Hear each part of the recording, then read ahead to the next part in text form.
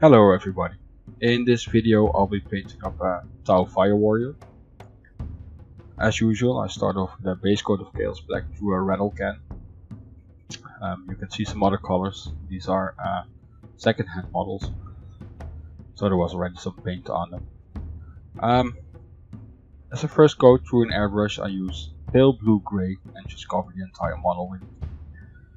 This is then followed by a mixture of 1 part black and 1 part anthracite gray, and I paint in all the cloth on the model with this.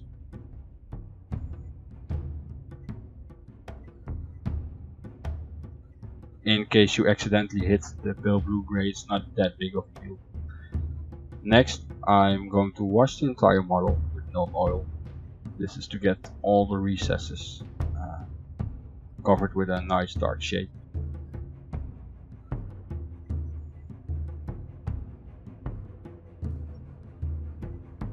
Don't worry too much about pooling. Try to avoid it as much as possible, but it's not a disaster if it happens. Next, I went back to the mixture of 1 part black and 1 part anthracite gray, and I started highlighting all the cloth on the model. I make sure I leave the deepest recesses untouched, so that we get a gradual lighter color, and we're going to build that up from here on. Next, a layer of pure anthracite gray is used to reinforce the previous highlight. If it doesn't really build up in one go, just apply a couple of layers. This is then followed by a mixture of 2 parts anthracite gray and 1 part white, and I strengthen the color towards the light, taking into account that I always think in a manner that the light is right on top of the model, because if it would come from one side, the other side would be very dark, and that wouldn't look really nice on the table. Next, I add 1 part white to the mixture, and I reinforce it even more. Most of the areas I apply this highlight to, I do 2 or 3 coats, just strengthening this mixture, this color, up a bit towards the light. Next, I used pale blue gray and I started repainting the armor with it. Be careful not to go into the recesses. If it's not 100% covering at this stage, it's not a big deal. Try to go over 1 or 2 really thin coats. And if the previous layer is a little bit showing through, it's not a big deal. I then went and made a mixture of 1 part pale blue gray and 1 part white, and I started applying a rough highlight. On the leg, for example, the most upper part of the panel is not going to get that much attention anymore, so with this layer I make sure I have it nicely covered.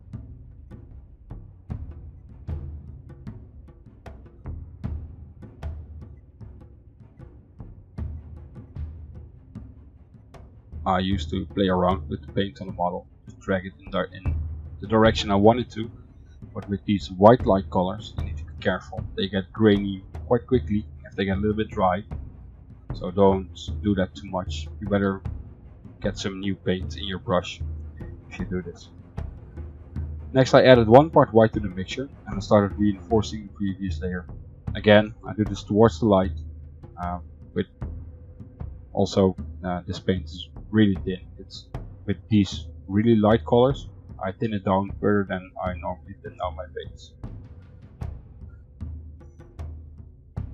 The airbrush paints I use usually don't need that much thinning down, if they even need thinning down at all, but with the whites I even thin those down a bit. Next, 2 parts white is added to the mixture, and now I am more starting to edge highlight these panels, except for a couple of areas which I will just block in with it, which are the areas most towards the top of the model, and for the rest it's just about edge highlighting.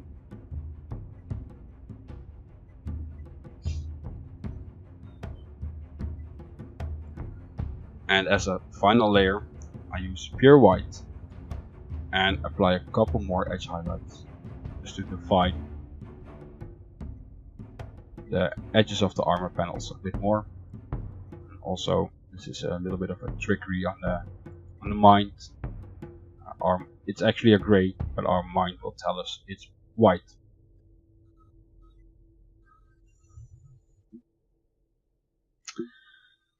Next, I took shadow gray and I painted in the belt and the chin protector the model has. Just block it in. No science. It's not a big deal if you hit those little round parts as well. This is then followed by a wash of Drakenhof Nightshade.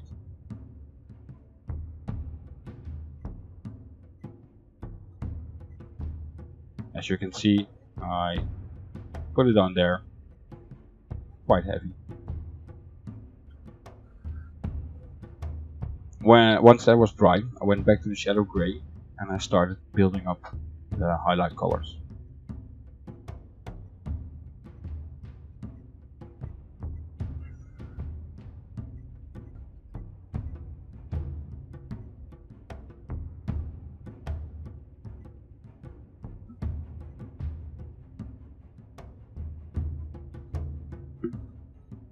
This is then followed by a mixture of 4-part shadow gray and 1-part wolf gray. And here now I start reinforcing the highlight towards the light again. The same method of thinking as on the white armor.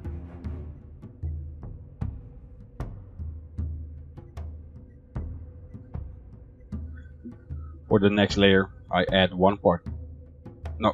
2 parts of white to this mixture. And I repeat the process, building up the color if needed in 2 or 3 thin goes.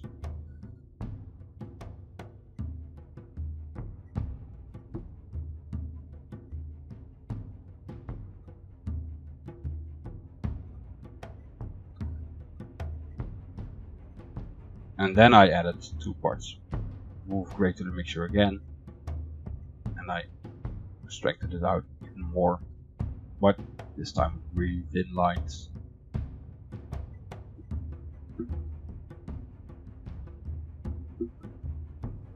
Next I went on and started painting some red parts. I just picked some random parts that I thought would look cool if they would be red.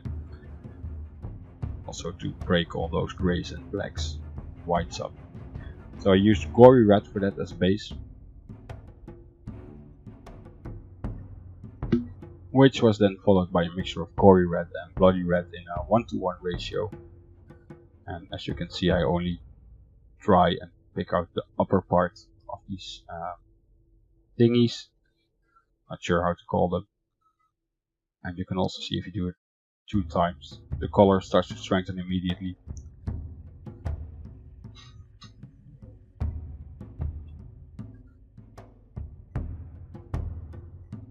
This is then finished off by an edge highlight of pure bloody red. As far as these really little things, you just hit them on the top carefully. And on the bigger round parts, you just paint a thin edge on top of it. I then took earth and I painted in the bone parts on the feet. I wasn't sure what this needed to be, but I decided to make it a bone part. Same goes for the hooves on the front and the nails.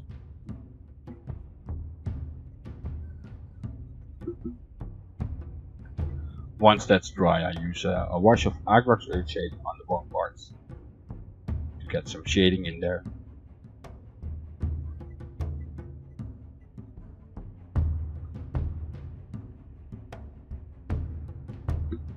And then I made a mixture of 1 part earth and 1 part bone white. I applied rough highlights to all the bone parts. Obviously I waited till the Airbrush earth shade was dry. If you want to continue painting and you are waiting for stuff to dry, use a hair dryer and just quickly dry the paint. Don't get the dryer in too close.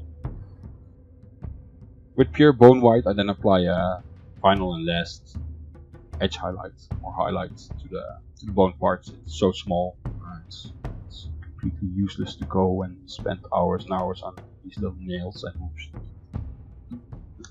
It's just for the effect.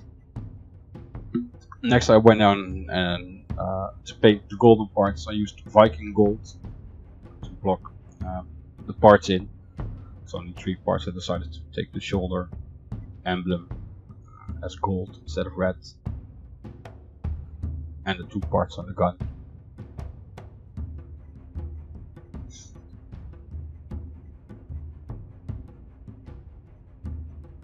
This is then followed by a wash of ripened flesh shade. This is a bit warmer and due to the red tone than Airbrush shade is. You can also use Airbrush shade if you like that better.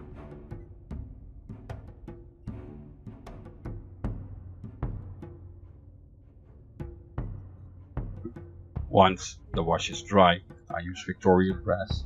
I'm gonna highlight the golden parts.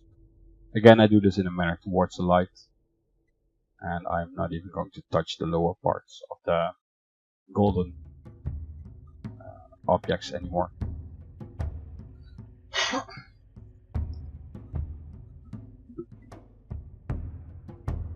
Once that's dry, I took silver and I applied a little bit of a edge highlight and a highlight to the golden parts, just on the most upper parts, sharpest edges.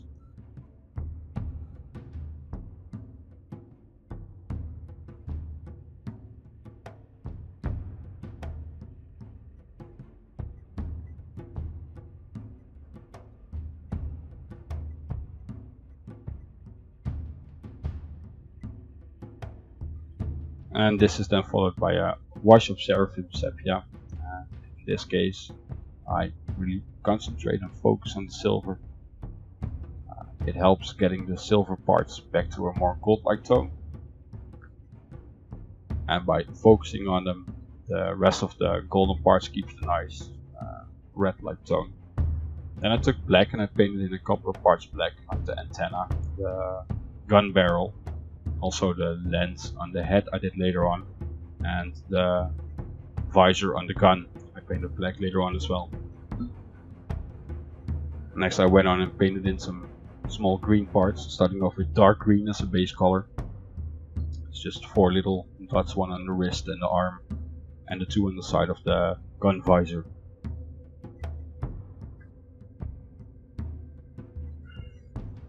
This is then followed by a light highlight of 1 part dark green and 1 part escorpena green. And just like with the red, I finish it off with like a little bit of a touch of pure escorpena green.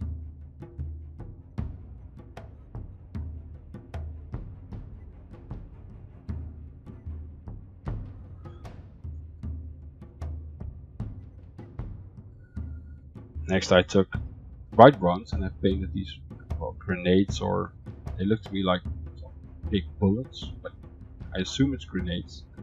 I'm not that well known with Tau. And once that's dry, I wash them with Airbrush Earthshade.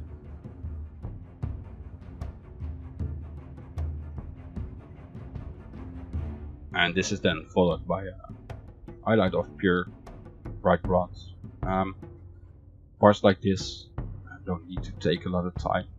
It's so small that painting it in this manner usually is good enough, especially on the table. Nobody is probably even going to notice those grenades there.